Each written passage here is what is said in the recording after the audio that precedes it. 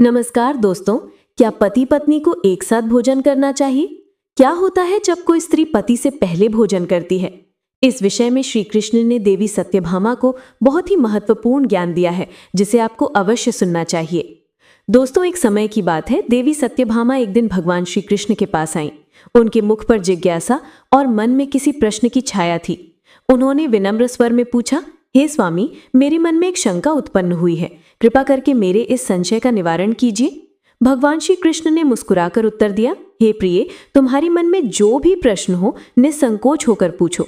तुम्हारी हर शंका का समाधान करना मेरा कर्तव्य है। सत्यभामा ने हृदय में उत्साह भरकर कहा, हे प्रभु, आपकी हम तीनों पत्नियां पहले आपको भोजन कराती हैं, आपकी सेवा में लगी रहती हैं, फिर स्वयं भोजन ग्रहण करती हैं। मैं ये जानना चाहती हूँ कि विवाह के बाद पति पत्नी को कैसे रहना चाहिए? क्या पति पत्नी को साथ में भोजन करना चाहिए? क्या पत्नी को पति से पहले ही भोजन कर लेना चाहिए? क्या ऐसा करना उचित होता है? पति के साथ अथवा उससे पहले भोजन करने से क्या होता है? कृपा करके मुझे इसका रहस्य बताइए। क्यों संसार में अनेक स्त्रियां ऐसी भी हैं जो किसी कारणवश पति से पहले ही भोजन कर लेती हैं? उन्हें क्या करना चाहिए? श्री कृष्ण सत्यभामा की गंभीर जिज्ञासा सुनकर हल्के से मुस्कुराए, बोले, हे सत्यभामा, समस्त मानव जाति के कल्याण हेतु तुमने बहुत महत्वपूर्ण प्रश्न पूछा है। तुम्हारे प्रश्न का उत्तर तुम्हें एक पौराणिक कथा से मिलेगा। रानी सुदेवा की कथा सुनने से तुम्हारे सभी संदेह दूर हो जाएंगे। सत्यभामा की आंखों में जिज्ञासा चमकी।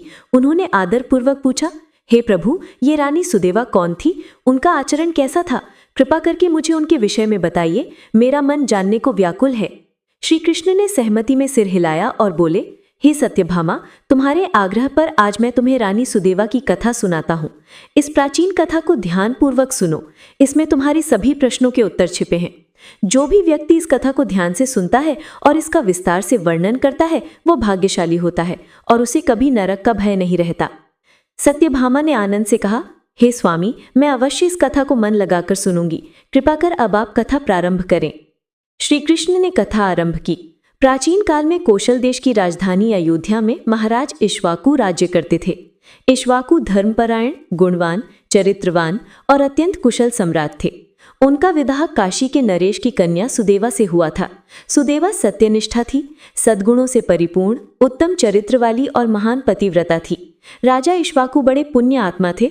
उन्होंने अनेक यज्ञ किए, मंदिर, देवालय बनवाए, सरोवर खुदवाए और सुंदर उपवन लगवाए। प्रजा की सुख हेतु तथा संत महात्माओं की रक्षा हेतु वे सदा तत्पर रहते थे। राज्य में सर्वत्र सुख शांति थी। अयोध्या नगरी से कुछ ही दूर एक घना जंगल था। उस जंगल में एक विकराल जंगली सुअर अपने परिवार सहित रहता था। वो सुअर आकार में विशाल और रूप में अत्यंत भयंकर था। आसपास के ग्रामीण उस क्रोधी वरा से बहुत भयभीत रहते थे। कोई भी उस जंगल के रास्ते से गुजरने का साहस नहीं करता था, क्योंकि सुअर के आतंक का साया हमेशा मंडराता था। जब महाराज इक्ष्वाकु को ये समाचार मिला कि एक भीमकाय सुअर के भय से लोग जंगल के मार्ग से गुजरने में डरते हैं, तो उन्होंने प्रजा की रक्षा के लिए उस सुअर का शिकार करने का निश्चय किया। राजा एक वीर योद्धा थे, जिन्होंने पूर्व में अनेकों विशालकाय सिंहों और दुष्ट राक्षसों का संहार किया था। वे निडर थे और धर्म की रक्षा हेतु किसी भी चुनौती का सामना करने को सदा तैयार रहते थे। एक दिन महाराज इक्ष्वाकु अपनी रानी सुदेवा, अनेक सैनिकों और शिकार में माहिर शिकारी कुत्तों को साथ लेकर उस जंगल की ओर चले। शिकार का दल जंगल में गहराई तक आगे बढ़ा। राजा ने धनुष बाण संधान किए हुए थे। सैनिकों के हाथों में भाले, तलवारें सन्न थीं। सम्राट इक्ष्वाकु के मन में दृढ़ संकल्प था कि आज प्रजा को डराने वाले उस भयंकर वराह से हमेशा के लिए मुक्ति दिलानी है। उधर जंगल के अंदर उस विशालकाय सुअर ने दूर से राजा दल की आहट पाई। पेड़ों के झुरमुट के पार से अस्त्र शस्त्रों की चमक दिखी और घोड़ों के टापों की आवाज गूंजी। सुअर तुरंत सचेत हुआ। उसने देखा कि कौशल देश के प्रतापी सम्राट इक्ष्वाकु स्वयं सैन्य बल के साथ उसके शिकारी बनकर आ रहे हैं।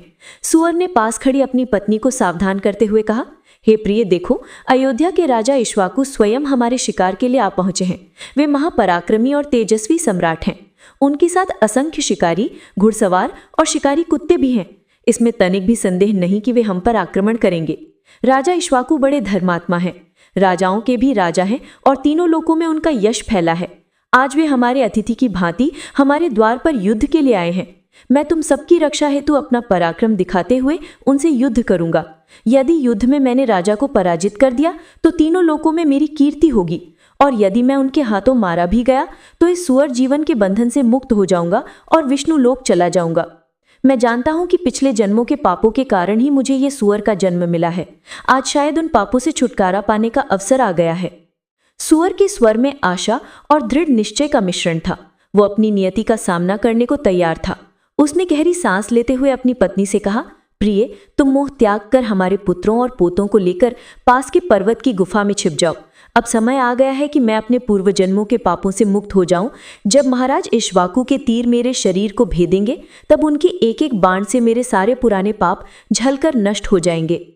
सुअर की पत्नी ये सुनकर व्याकुल हो उठी। वो अपने विशालकाय पर सबल पति से अत्यंत स्नेह करती थी। उसकी आंखों में आंसू भर आए और वो गदगद स्वर में बोली, हे नाथ, हमारे बच्चे आपके साहस और पराक्रम के कारण ही इस वन में निडर होकर घूमते हैं। कोमल फूल पत्तियां निर्विकार भाव से चुनते हैं। आपके भय से कोई भी शिकारी इस वन में आने का साहस नहीं करता है। शेर, भेड़िए जैसे हिंस जानवर भी आपके रहते हमारे परिवार के पास भटक नहीं सके हैं। यदि आप हमें छोड़कर युद्ध में चले जाएंगे और मृत्यु को प्राप्त हो गए तो मेरी और इन नन्हे बच्चों की रक्षा कौन करेगा? आपके बिना हम सब असहाय हो जाएंगे। पति के बिना मेरे जीवन का क्या मूल्य रहेगा? सोने के आभूषण पहनकर भी स्त्री बिना पति के शोभा नहीं पाती। पत्नी को सौंदर्य और सम्मान पति के होने से ही मिलता है। आपके बिना मेरा जीवन अंधकारमय हो जाएगा। हे प्राणेश्वर, मैं सच कहती हूँ, आपके बिना मैं जीवित नहीं रह सकती। यदि आपको नरक भी जाना पड़े तो भी मैं खुशी खुशी आपके साथ चली जाऊंगी। कृपा करके आप राजा के सामने अकेले मत जाइए। आप भी हमारे साथ पर्वत की कंदरा में चलिए। हम वहीं छिप कर रह लेंगे। आप क्यों जीवन की आशा त्याग कर अपनी पत्नी और बच्चों को अकेला छोड़कर जा रहे हैं? हमें छोड़कर युद्ध में जाने से आपको क्या लाभ होगा? इतना कहकर वराह की पत्नी फूट फूट कर रोने लगी। उसका हृदय आशंकाओं से भर गया था। सामने विकट संकट था। एक ओर कर्तव्य और वीरता की मर्यादा, दूसरी ओर परिवार का प्रेम। पत्नी पति को खोने की कल्पना से ही कांप उठी थी। वो विनती कर रही थी कि उनके सुखी परिवार को उजड़ने से बचा लें। पति ने पत्नी को करुण विलाप करते सुना तो उसकी आंखें भी नम हो गई, पर मुख पर कठोर संकल्प छा गया। विशालकाय वराह ने कोमल स्वर में समझाते हुए कहा, हे प्रिय, कहते हैं 2 शेरों के बीच एक सुअर निर्भय होकर पानी पी सकता है, पर 2 सुअरों के मध्य एक शेर पानी नहीं पी सकता। हमारी जाति में ऐसा अनुपम बल है कि बड़े बड़े वीर भी हमसे भय खाते हैं। यदि मैं इस समय मृत्यु के भय से पीठ दिखाकर भाग गया तो हमारी सुअर जाति की कीर्ति मिट्टी में मिल जाएगी। मैं ऐसा कलंक अपने कुल पर नहीं लगने दूंगा। तुम इन शेष बच्चों को लेकर यहाँ से दूर किसी सुरक्षित स्थान पर चली जाओ। उनके साथ सुखपूर्वक जीवन बिताने का प्रयास करो। मेरा कर्तव्य है कि अंतिम क्षण तक युद्ध करूं। वराह की पत्नी ने पति की आंखों में झांक कर देखा। वो जान गई थी कि अब उन्हें रोकना असंभव है। उसकी आंखों से अविरल आंसू बह रहे थे, पर भीतर एक गर्व भी जागा कि वो एक वीर की पत्नी है। वो कांपते होंठों से बोली, हे नाथ, मैं आपसे अपार प्रेम करती हूँ। विवाह के बाद से आज तक आपने मेरा मान सान रखा, प्रेम दिया, साथ निभाया और हर संकट से मेरी रक्षा की। आप जैसे पति के स्नेह से मेरा मन आपने सदा के लिए जीत लिया है। मैं आपसे अपना मोह कभी त्याग नहीं पाऊंगी। आपसे बिछुड़ना मेरे लिए असंभव है। इसलिए मैंने निर्णय ले लिया है, मैं भी इन बच्चों सहित आपके समक्ष ही प्राण त्याग दूंगी, लेकिन आपको अकेला छोड़कर जीवित नहीं रहूंगी। पत्नी के शब्दों में अटूट प्रेम और दृढ़ता थी। उसने आंचल से आंसू पोंछ डाले। अब दोनों पति पत्नी कंधे से कंधा मिलाकर जीवन की अंतिम लड़ाई लड़ने को तैयार थे। इसके बाद विशाल वराह और उसकी पत्नी राजा इक्ष्वाकु की ओर बढ़े। सुअर ने भयंकर गर्जना कर सम्राट को युद्ध के लिए ललकारा। उसकी डरावनी आवाज से जंगल गूंज उठा। राजा के सम्मुख पहुंचते ही वो क्रोध से उन्मत्त वराह बिजली की फुर्ती से अपने तीखे दांतों द्वारा राजा के आगे आने वाले बड़े बड़े वीर योद्धाओं को उठाकर तिनके की भांति दूर उछालने लगा। कई पराक्रमी सिपाही उस प्रचंड शक्ति के आगे टिक नहीं सके और मृत्यु को प्राप्त हुए। अपने सैनिकों को इस प्रकार मरता देख महाराज इक्ष्वाकु को भीषण क्रोध आया। उन्होंने तुरंत अपना धनुष संभाला और तीव्र गति से एक बाण खींचकर उस महावराह पर छोड़ दिया। तीर संधान होते ही सनसनाता हुआ बाण आकर वराह के बलशाली शरीर में गहरे तक धंस गया। विशाल वराह एक कराह के साथ भूमि पर गिर पड़ा, किंतु राजा रुके नहीं। वे आगे बढ़कर और प्रहार करने लगे। कुछ ही क्षणों में महाराज इक्ष्वाकु ने उस स्वर का अंत कर दिया। वराह ने आखिरी सांस ली और शांत हो गया। उसके प्राण देह त्याग कर मुक्त हो गए। मरते ही उस योद्धा वराह की आत्मा मानो पाप बंधनों से छुटकारा पाकर विष्णु लोक को प्रस्थान कर गई। इधर सुअर के धराशाही होते ही राजा के बचे हुए सैनिकों ने उसकी पत्नी की ओर रुख किया। क्रोध में भरे सैनिक हाथों में भाले लिए उसकी पत्नी को मारने के लिए लपके। वे उस सुवर्णी को भी उसी स्थान पर खत्म कर देना चाहते थे ताकि भय का जड़ से अंत हो जाए। अपने पति को मृत्यु को प्राप्त होते और शेष बच्चों को खतरे में घिरा देख वराह की पत्नी ने तेजी से अपने बच्चों के सामने एक ढाल की तरह खड़े होते हुए चिल्लाकर कहा, बच्चों, जब तक मैं यहाँ खड़ी हूं तुम लोग तुरंत भाग जाओ। सबसे बड़े बेटे ने माँ की बात सुनी पर पीछे हटने से इनकार करते हुए बोला, हे माता, अपने प्राणों की रक्षा के लिए मैं आपको मरने के लिए अकेला छोड़कर कैसे भाग सकता हूँ। यदि मैंने ऐसा किया तो मुझसे बढ़कर धिक्कार योग्य कोई नहीं होगा। मैं युद्ध में शत्रु को पराजित करूंगा। आप बाकी भाइयों को लेकर यहां से दूर चली जाइए। मां की आंखें भर आईं। वो चिल्लाई, नहीं पुत्र, मैं महापापिनी बनकर तुम्हें अकेला छोड़कर कैसे जा सकती हूं। बात पूरी होने से पहले ही राजा के सैनिक उन तक आ पहुंचे और अपने भालों तलवारों से प्रहार करने लगे। रणभूमि में एक नया विकराल दृश्य आरंभ हो गया। वराह का सबसे बड़ा बेटा आगे बढ़कर सेनानियों से भिड़ गया। छोटे से शरीर में असीम साहस भरकर उसने अनेक सैनिकों को घायल किया। कुछ को अपने दांतों से मार गिराया, कुछ पल को वो अदम्य साहस दिखाता रहा। अंत में महाराज इक्ष्वाकु स्वयं आगे आए। राजा ने एक ही प्रबल प्रहार में उस वीर बाल वराह को भी मौत की नींद सुला दिया। जैसे ही अपने पुत्र को निर्जीव भूमि पर गिरा देखा, वराह की पत्नी की करुणा क्रोध में बदल गई। घायल शेरनी की तरह वो भीषण क्रोध से भर उठी और पूरी शक्ति से युद्ध करने लगी। वो सैनिकों पर झपटती, अपने दांतों से एक एक पर घातक वार करती। कई सैनिकों को उसने भी मार डाला। जिनके बच्चे मर चुके थे, उस मादा के मन में अब खोने को कुछ शेष नहीं था। वो प्रतिशोध और दुख की आग से उन्मत्त हो उठी थी। रानी सुदेवा ये सब आंखों से देख रही थी। उनका हृदय द्रवित भी था और विचलित भी। राजा के धर्म के सम्मुख वे हस्तक्षेप नहीं करना चाहती थी, पर उस सुवर्णी का प्रचंड शोक और क्रोधमय हिम्मत देखकर रानी के मन में उसकी पीड़ा के प्रति करुणा उमड़ आई। उन्होंने देखा कि राजा की सेना की एक एक टुकड़ी उस सुवर्णी को घेरने बढ़ रही है, फिर भी राजा स्वयं पीछे खड़े हैं। सुदेवा से रहा न गया। उन्होंने महाराज इक्ष्वाकु से कहा, हे महाराज, वह सुवर्णी आपकी सेना के इतने सैनिकों को मारती जा रही है, आप आगे बढ़कर उसका वध क्यों नहीं कर देते? शीघ्र से रोकिए, नहीं तो और जाने जाएंगी।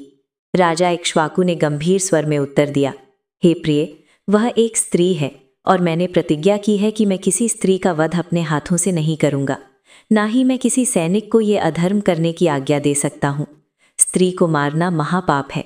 मैं इससे भयभीत हूँ, इसलिए उस सुवर्णी को न स्वयं मार रहा हूँ, न अपने सिपाहियों को स्पष्ट आदेश दे रहा हूँ। राजा स्त्री हत्या के पाप से डरते थे, इसलिए असमंजस में थे। इतना कहकर महाराज चुप हो गए, लेकिन उनकी सेना तो अपने साथी सैनिकों की मृत्यु का प्रतिशोध चाहती थी। अचानक राजा के एक वीर सैनिक भार्गव ने आगे बढ़कर पहल कर दी। उसने आओ देखा न ताव अपने भाले से जोरदार प्रहार कर उस सुवर्णी को जख्मी कर डाला।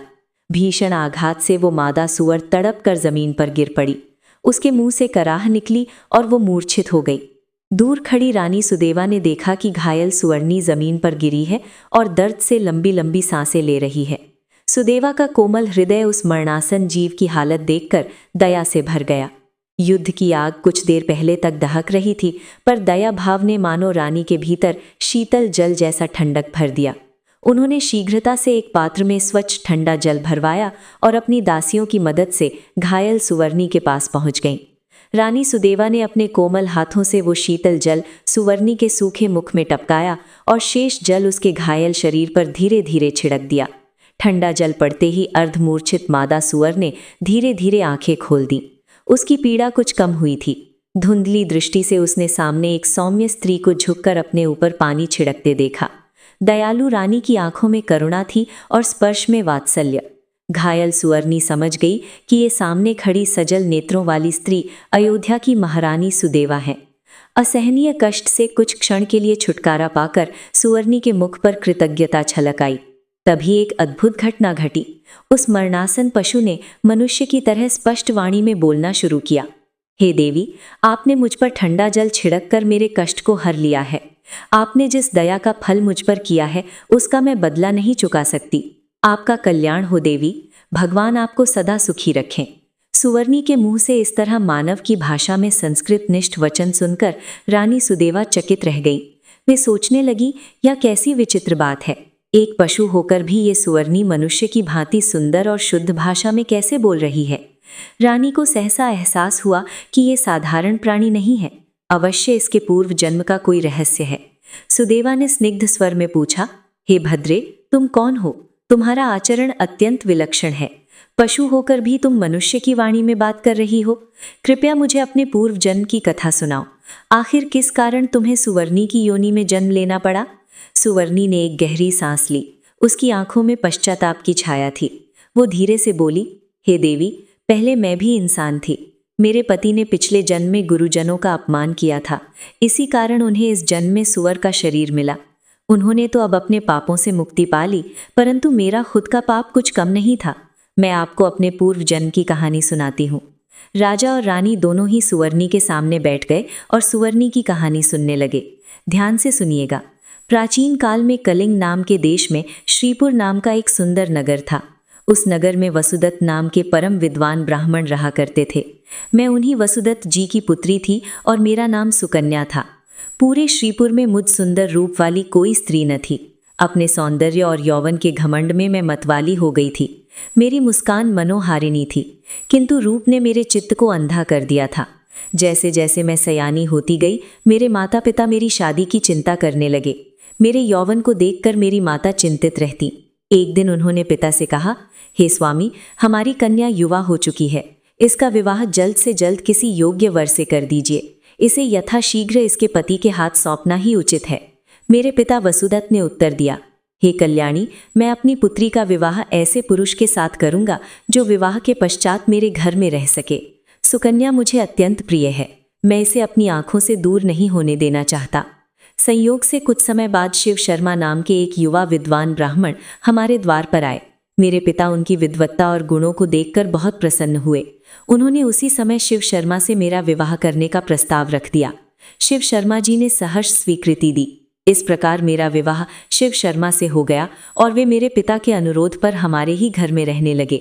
मेरे माता पिता अपने दामाद की विद्वत्ता और शालीनता से बहुत प्रसन्न थे, लेकिन मैं घोर अभिमान में थी।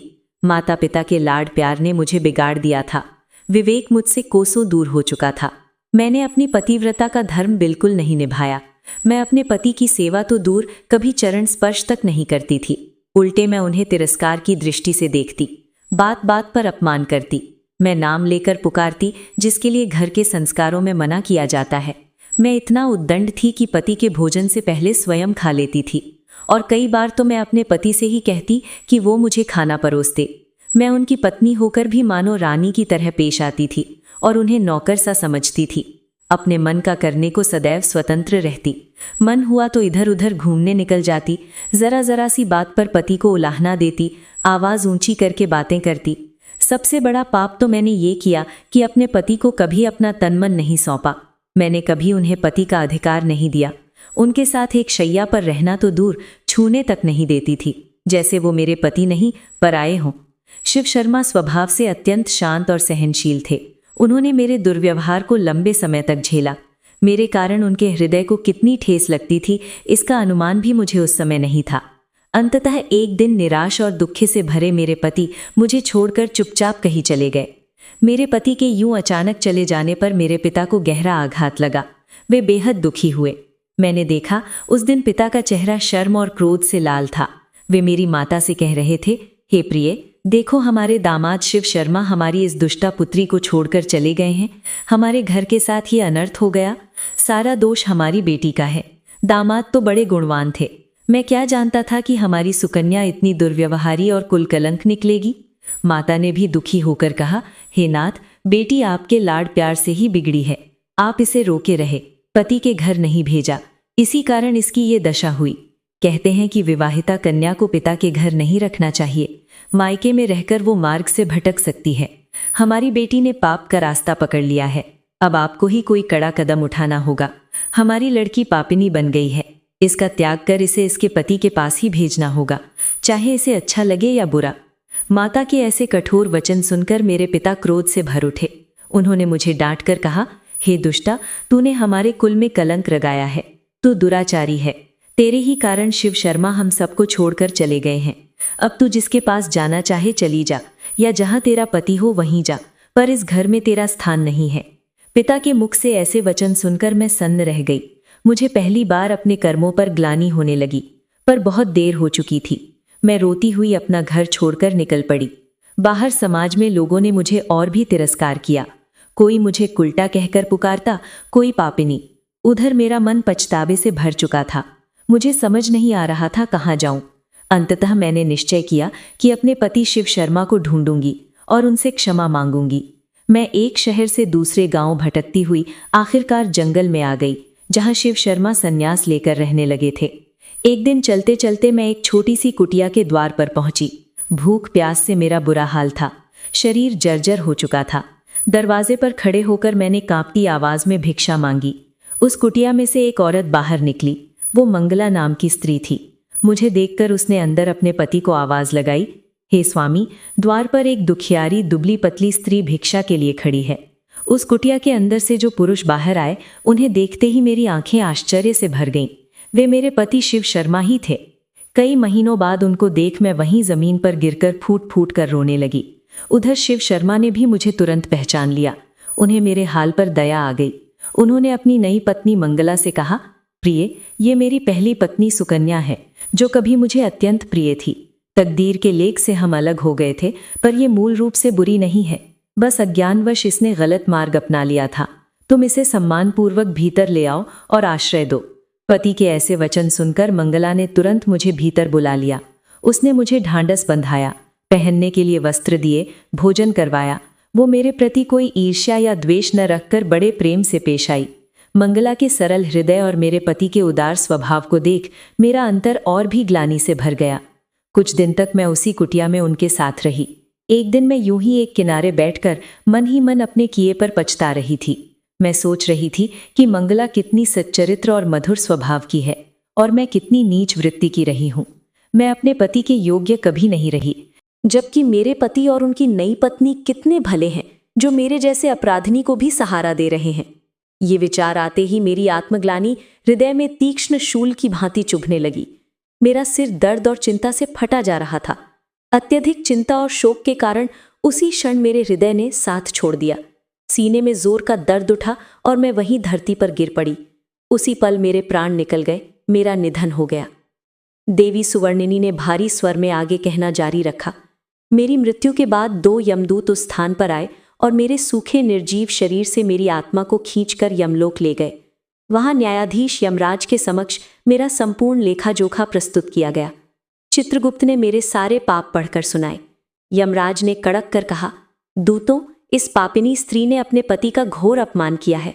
ये पति से पहले भोजन करती थी, अपने पति को नाम लेकर बुलाती थी, उससे घर के काम करवाती थी, उसका तिरस्कार करती थी। ऐसा आचरण अक्षम्य है। इसे ले जाकर नरक में डाल दो। यमदूत मुझे घसीटते हुए भयंकर नरक में ले गए। वहां जो यातना मैंने सही, उसका वर्णन शब्दों में कठिन है। देवी, अंगारे उगलते अंगारों के खौलते गड्ढों में मुझे डाला गया। धधकते लोहे के पुरुष बनाए गए और मुझसे उन्हें आलिंगन करने को मजबूर किया गया। मैंने जो पति को कभी गले न लगाया, उसी अपराध के फलस्वरूप जलते हुए लोहे के पुतलों को गले लगाना पड़ा।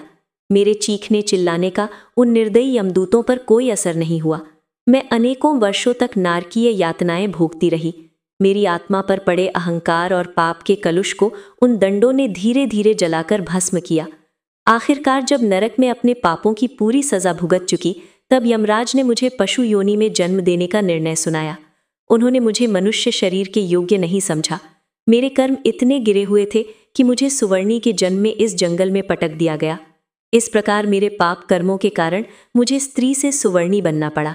देवी, कहते कहते उस स्त्री आत्मा के स्वर में गहरा पश्चाताप झलक आया।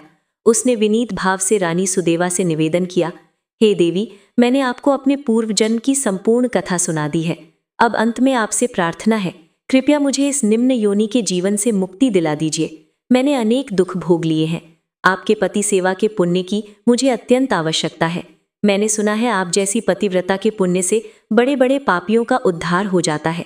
अपने सुखी वैवाहिक जीवन में आपने जो भी पुण्य कमाया है, कृपा कर उसका एक अंश मुझे दान दे दीजिए। आपके पुण्य के प्रभाव से शायद मेरा उद्धार हो जाए। मैं इस भयानक देह को त्याग कर मुक्त होना चाहती हूँ। सुवर्णिनी की मार्मिक प्रार्थना सुनकर रानी सुदेवा की आंखें भर आईं। उन्होंने पीछे खड़े महाराज इक्ष्वाकु की ओर प्रश्नवाचक दृष्टि से देखा और बोली, हे स्वामी, अब मैं क्या करूं? जो आज्ञा देंगे वही करूंगी। महाराज इक्ष्वाकु ने नम्रता से सिर हिलाया और कोमल स्वर में कहा, हे प्रिय, ये बेचारी स्त्री बड़े दुहक उठा चुकी है। अपने पुण्य से इसका उद्धार कर दो। इसमें इसकी ही नहीं, तुम्हारे पुण्यों की भी सार्थकता होगी। राजा की आज्ञा पाकर रानी सुदेवा ने आगे बढ़कर बड़े स्नेह से सुवर्णिनी के पास सिर झुका दिया। उन्होंने अपने हाथ उस घायल प्राणी के सिर पर रखे और बोले, हे देवी, मैंने अपने जीवन में पति सेवा और धर्म पालन से जो भी पुण्य कमाया है, उसमें से 1 वर्ष के पुण्य का अंश मैं तुम्हें प्रदान करती हूँ।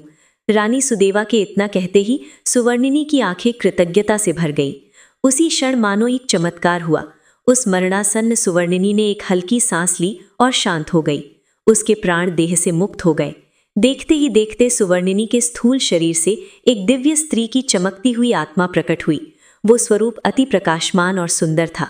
उस दिव्य स्त्री ने हाथ जोड़कर महाराज इक्ष्वाकु और रानी सुदेवा को प्रणाम किया। उसके चेहरे पर अपार शांति और आनंद था। रानी द्वारा दिए गए पुण्य के प्रभाव से उसे पिछले जन्मों के बंधन से मुक्ति मिल चुकी थी। राजा रानी ने आशीर्वाद पूर्वक उसे सिर हिलाकर विदा किया। वो देव योषित जैसे रूप वाली आत्मा आकाश की ओर उठी और पल भर में सभी के देखते देखते विष्णु लोक को चली गई। वहां ऊपर आकाश में एक उज्ज्वल किरण के समान वो अंतर ध्यान हो गई। रानी सुदेवा ने हाथ जोड़कर ईश्वर को धन्यवाद दिया कि उनकी छोटी सी कृपा से एक आत्मा का उद्धार हो सका। रणभूमि में अब शांति थी। युद्ध समाप्त हो चुका था। राजा इक्ष्वाकु ने प्रभु का स्मरण किया और परिवार सहित नगर को लौट चले। उनके हृदय में इस अद्भुत घटना के प्रति श्रद्धा जागी थी। रानी सुदेवा ने आगे जीवन भर और भी मन लगाकर धर्म पालन और सेवा का व्रत निभाया। भगवान श्री कृष्ण ने कथा समाप्त की और सत्यभामा की ओर देखकर मुस्कुराए।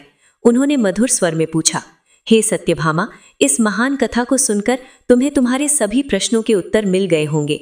समझ गई ना शास्त्र क्या कहते हैं? सत्यभामा की आंखें नम थीं, हृदय श्रद्धा से भर उठा था। उन्होंने आदरपूर्वक भगवान के चरण स्पर्श किए और भावुक स्वर में कहा, हे स्वामी, आपने आज मुझे अत्यंत पवित्र कथा सुनाई है। मेरे सारे संदेह दूर हो गए। अब मैं समझ गई हूँ कि पत्नी को कभी भी अहंकार करके पति का अपमान नहीं करना चाहिए। उसे सदैव पति का आदर करना चाहिए। उससे पहले भोजन नहीं करना चाहिए। ऐसा करने वाली स्त्री का जीवन नरक समान हो जाता है, जैसा सुवर्णिनी के साथ हुआ। मैं धन्य हुई प्रभु, जो आपके मुख से ऐसी प्रेरणादायक कथा सुनी। आपने मेरी शंकाओं का पूर्ण रूप से निवारण कर दिया है। सत्यभामा ने मन ही मन भगवान को बारंबार प्रणाम किया। श्री कृष्ण ने स्नेहपूर्वक उनकी ओर देखा और मन ही मन कामना की कि ये कथा संसार की स्त्रियों, पुरुषों सभी को सद्बुद्धि दे, ताकि कोई अपने अहंकार में संबंधों को तिरस्कृत न करे। सत्यभामा का हृदय आज समाधान पा चुका था और वो भगवान के चरणों में कृतार्थ भाव से नतमस्तक थी। इस प्रकार रानी सुदेवा की कथा समाप्त होती है, जो हमें सिखाती है कि दाम्पत्य प्रेम, सेवा और मर्यादा का पालन कितना आवश्यक है। जो इस कथा को ध्यान से सुनता है, उसके जीवन में सदाचार और सम्मान के मूल्य स्थापित होते हैं और कहा जाता है कि वो कभी भी नरकगामी नहीं होता। तो दोस्तों, उम्मीद है आपको ये कथा पसंद आई होगी। कमेंट करके ज़रूर बताएं। जानकारी अच्छी लगी तो वीडियो को लाइक करना ना भूलें और कमेंट में जय श्री कृष्ण अवश्य लिखें। साथ ही चैनल को सब्सक्राइब करें। आप सभी का धन्यवाद।